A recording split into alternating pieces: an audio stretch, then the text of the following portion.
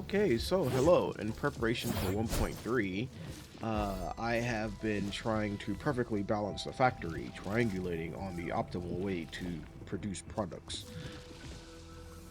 No, I think I just have some kind of tism tickler with this game. But anyway, so in the factory, I've been doing stuff. I just been doing stuff. I don't need to do any of this. But y'all know I like the factory. Y'all know I like the yap. So after being awake for 3 hours longer than I should be, past my bedtime, here we are. Let's yap. Trying to use up some shear night, got way too much. But we're gonna use some up. We're gonna let this run until all this cuprium is gone. I don't want extra. I want a little bit more cuprium here, but I think we're gonna be able to make more in the next patch, so we'll see. Jinkyu looks a little different. As you can see, my Yazen shredder is gone, but it's over in Wuling. Look at that in a second. Not much else. I knew I always had this like bus I could put down right here, and we actually have an extra depot bus port that we could use, because this can always just be turned to like 2 protocol stashes. So I know it's there. We just don't need to use it. Okay, so in Wuling City, I've been considering trying to get the zircon reactors up here and like thinking about that, but look, I'm at max capacity now here. I'm at 512. So all the extra stuff I've been making, I'm like, that's fine. That will work. Zircon, marker stone will just stay packed. We already have the double LC batteries here to equal 1 SC, and then the 8C just to take us over the hump, and that lets us oscillate that 1100 coming from here and off of the SC battery to use like less than 1 a minute. I think it's like 0.83 a minute. Talked about this setup before. This is the makes shear night components, and then once it's full, it will swap over to making batteries at a faster rate, because it makes this pretty slowly, the component, so it will automatically swap over and make about 3 batteries a minute when both are running, which keeps this supplied, right? So it works out pretty good. It's currently making way more, so I have like 30,000 of these things, I think. Yeah, 39,000, but like whatever. I also just got done transferring over like 82,000 of this, so you know, here we are. This is where I moved the Yazen over. The Yazen shredder is here now because I was like, I'm tired of going to like Jingu Valley to mess with this thing. Also, like, isn't there a way I can kind of like limit how much Yazen powder I get out so I don't have to like turn this thing on and off? And yes, it is possible. I think it makes 11.45 low end to like 13.8 high end, so it's not actually 14. It's a little bit lower, but that equals to about if we do 12 times 60, so 12 a minute times 60 minutes, that's an hour, so 720 times 24 in a day, it makes 17,000. That's about as much, it's a little bit more than you need for delivery. So I don't cap out on Yazen powder all the time because I got tired of that. But the way I did that, I thought I had to limit how many plants I had, but that didn't work correctly. The limiter actually came from the water, which also when you try and like run this pipe all the way up, it goes like all the way up here, and then it just goes through the floor. And I don't know why, but I liked it, so I left it there. But this limits the water to 6.67 a minute. It was like, let me see, it's like 20, 20, 20, and then 20 divided by 3 is like 6.67 repeating or something like that. But that's what this water pump, or this pipe right here is outputting. I also diverted 6 of that over to the south here. It's like a little conduit array thing I have going on, but it's going to this up here because you need to like charge these things or something past like 0, or they slowly don't, like, they don't get full. You'll see like little exclamation mark. It was throwing me off for a while. Like, what's going on? It seems to only do that with hydro mining rigs. Chingbo was doing it over here too. It's because they got upgraded in purity, and so I just had to go and supercharge that one a little bit. So they're all at like 50, and it works fine now. This one doesn't have that. I think it's only the high purity ones do it, and we don't have any like full high purity, so like 3 high purity. So anyway, that's what's going on back here. And then you may notice, well, here's my headonite stuff. This is headonite components. I'm now making headonite components, but I love watching the heavy shearnite on its carousel. That's one of my, I like it a lot. Not sure why this headonite is so full, but I'll probably drain that out a little bit later. Oh, it's because of power. I moved this pylon. It ran out of power for a little while. Which actually, can I get this? No, I can't. I just need to move this guy like over here. All right. Anyway, so you may notice now I'm using, I got a little extra zircon here to use in combination with this dense iridium. I'm letting the zircon kind of carousel back in. I think I can get a little more. I think I'm actually in a surplus of like 5 or something. I can't tell. But that's okay. I've been enjoying trying to get this stuff to be like on splitters with each other. Of like splitter convergers, and using the splitter to try and do like priority, which it sometimes does and sometimes it doesn't. And like, see, it does it here, but it doesn't want to do it in marker stone. I don't know, it's being weird, but that's what's going on with Wuling. But I did get a little hair at my butt in test area of like, or not test area, in marker stone of like, man, couldn't I just run? Like, couldn't I get some of this Ferium powder? Because I have like 70,000 Ferium powder. I want to try and drop some of it, right? It's like, can't I use some of this by like just letting it, like a zircon reactor, and I was, yeah, like just barely use any, like, and just use it the leftover shearnite I have, and the inert zircon coming out, and like, yes, you can. Let me go there first. But I did run the conduit network all the way up here to test area, and then run like a sewage conduit manifold up, and then a zircon effluent conduit down to get that extra little bit of zircon that I can squeeze out. Don't need to do it at all, but I did it. And it's what, 5? I think it's 5 waste. Oh, where am I going? Waste management. What the? 5 sewage outlets, because you only need 3. 3 of them go to the zircon reactors and heavy shearnite reactors. So yeah, so that's what's over here, and then the little piddly amount it gives you. But I'm leaving this up because of how much it might give us next patch. We'll see how much we get next patch, right? But anyway, so marker stone has become a just battleground, not battleground, a war zone, war torn. Like, there's a lot going on here,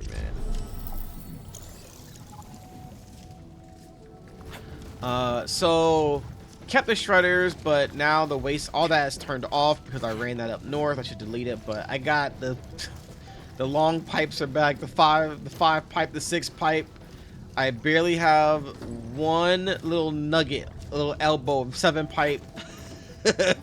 But so what's going on here is that I was thinking in the past, like, hey man, if I have this like 1 inert, that's how people are getting like the 14, is like this inert line plus the zircon effluent from test area. And I was like, where does the last bit come from? And I was like, oh, it just comes from itself, actually. Like, it will make its own little bit of inert zircon. So at first I just had it running on itself. So all you needed was this 1 inert zircon line, and then this line, and then these 2 went back in. So this zircon went in, and the clean water went in, and it was self-sufficient. And of course you need it, like, you know, your shearnite and your Ferium powder. That I'm just obsessed with, like, these idea of like a rotating carousel now, where like the excess product can go back instead of like being stuck. But that's my thing. But when I saw that, I was like, hey, wait, can I like get the zircon if I move the sewage down? And yeah, so that's what I did. So that's what ended up here. And I balanced out the water so that this doesn't like clog at all, while still running like 15 shearnite a second or a minute and 15 Ferium powder a minute. I believe that those are my numbers. Yeah, because the cuprium is using like 30, I think, something weird like that. So The water is split out here to make it into 10, so it's 20, or not 10. This is 30, 30, 15, 15. Because this is split, this becomes 15 and 15 down, 15 going in, and that gives me a clean like 15 a minute because everything's working at like half. We have the one inert line. We're bringing in this like every 25. I don't know how it properly balances out, but it ends up being like 15. So it works. I'm scared that this might overfill, but the zircon won't. And as long as both of them don't clog, your like reactors are fine. I had to reset these earlier because I was messing with stuff, but that's a little thing that people don't know. Like either one of these can become clogged and full, but as long as both don't, it won't break. But yeah, so that's what I did. I kind of went crazy with it. I like the chaos of marker stone. It's getting even more chaotic. I am at the pipe limit. Like, I cannot make another pipe. Let me see. Hold on. Like, let me show you what I mean. I can't do that. Like this guy. Like, I think it's gonna. Oh no, I can't. I got rid of these pipes. These pipes up here, I got rid of. So I got like 5 pipes back, but pipe's tight. It's tight, but. Now, I'm going to let this run for a few days at this setup. I want to burn off some of this ferrium powder for sure. I don't care about this. I want to burn down some of this shearonite to like, probably like under 10k, so maybe around 5k. Don't care about what zircon's at. I'll probably refill my cuprium parts. Like, once I'm done with all this, I'll refill that. Components, we're going to end up using some for when Mifu and Camille come out. I'm getting both. And I might have to level up some other characters in their artificing, so those will refill over time. But the battery output is, it says 15, like I'm pretty sure it's like 14.83. What did the homie say? Well, he's not my homie, but I like this person's stuff. Arfinflayer, I think that's their name. Are they the ones who did the overflow? I think Hakusho did the Hakusho 21, I believe. Yeah, so 14.75 I'm pretty sure is the max amount. This build is really cool, by the way. Maxed out. I like kind of recommend it a little bit more than mine if you don't care about aesthetics. It's kind of like, it's not aesthetically pleasing to me, but they did a really cool thing of the overflow valves so that if your heavy shearonite caps out on you because you're not selling it for some reason, like you went out of town or you just forgot, whatever it is, your factory doesn't shut down. The overflow valves kick in and redirects the zircon effluent into a waste management. So really cool stuff that person did. I really like that. I think that was like super cool to do. You can't save your batteries. The batteries need to, like, you have to actually sell your batteries, so you can't do it there. But they did it for like here, and they did it up here, I believe, for the sewage. They did it in a couple places. Really cool build, really cool build. That's one that stuck out to me.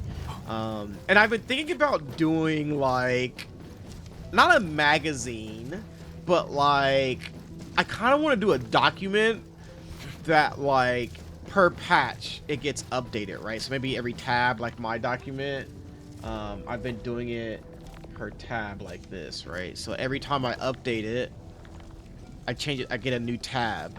But I kind of want to do like a collection of community builds and like linking just like to their YouTube or something, because I like looking at other people's builds and I'm like, man, I bet you people would like kind of like to have a repository or something of like a place where they can peruse builds, you know, at their leisure. I know there's like the couple websites that have it, but I don't know. It's something I've been thinking about doing.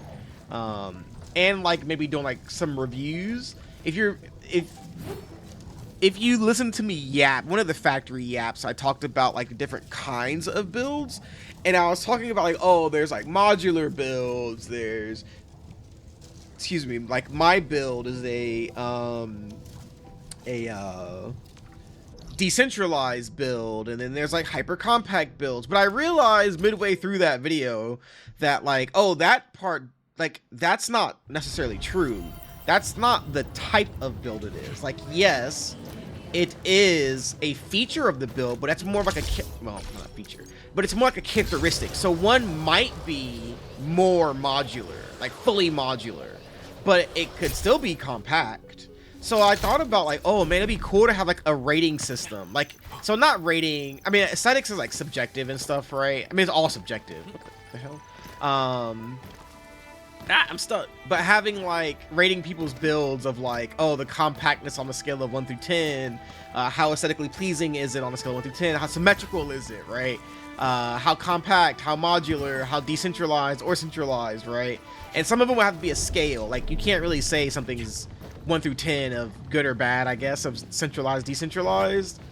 So it'd be like 1 is more centralized, 10 is decentralized, right? Where like hyper compact builds where everything's a wooling city, that's probably like a 1, right? It's as compact, about as centralized as you can get if everything being right here. So that was some stuff I thought about doing. I thought would be kind of cool.